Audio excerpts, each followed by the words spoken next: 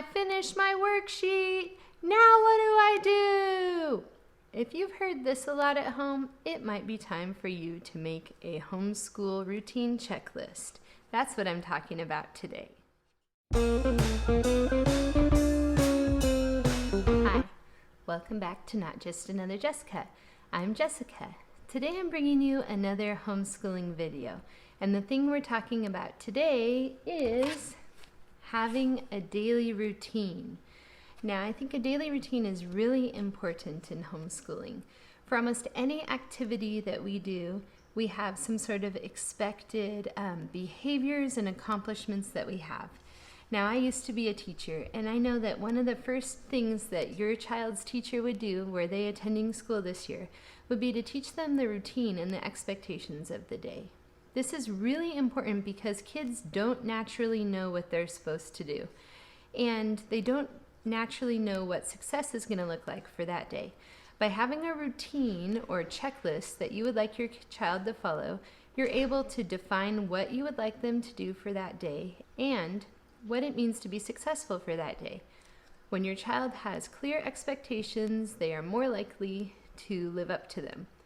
And from a parental point of view, it's much easier to get through the day without people saying, "Hey, I'm done. What do I do next? What do I do now? Where was I? What was I doing?" I have 4 kids, and if every single one of them asked me at the end of each task, "Now what do I do?" I would spend a lot of my day instructing them on that, and I wouldn't be able to do other things that I might rather use my time for. So today I'm going to share with you just a sample of a routine that's similar to what my kids do here at home. Now, I have a routine for each of them because they're all at different levels and they have different expectations of what I would like them to accomplish each day. And I try to make it as clear as possible and as simple as possible for them to get through. So let's look at our sample routine. And this is how I manage them. Last year we did a whiteboard and I wrote everyone's tasks down every morning, but I found I was writing the same thing over and over again each morning. So this year I went with a printed out checklist, and the child just goes through and checks off what they're doing, and it's very easy. And what I do is each week I erase it, and then at the beginning of the week I start again, and every day I check off in a different color or give a star, and we can see which areas they're doing really well in each day. And maybe at the end of the week I'll look and, oh my goodness, one has no stars by it. That means it wasn't accomplished one time that week. That might be an area where as a parent I say, okay, I need to focus more attention on that because I want to make sure that my children are doing well in all areas. So I have on here that I would like my children to eat breakfast by 7:30, empty the dishwasher. This is one of my kids' chores in the morning, and wash their own breakfast dish. Along with homeschooling, it's very important to me that my kids learn how to be just successful and contributing members of society, to not be lazy, to learn to care for themselves because they won't always live here with me. So part of the checklist is dedicated to homeschooling. Another part of it is just dedicated to being a responsible young citizen in the world. Then I ask that they make their bed, make sure any laundry is put away, that their room is tidy, and then they can just read or relax or do something quiet until school starts.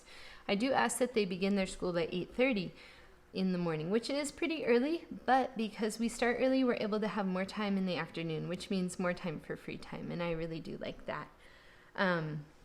They have a specific list and order of their curriculum and when it should be done, and they follow that.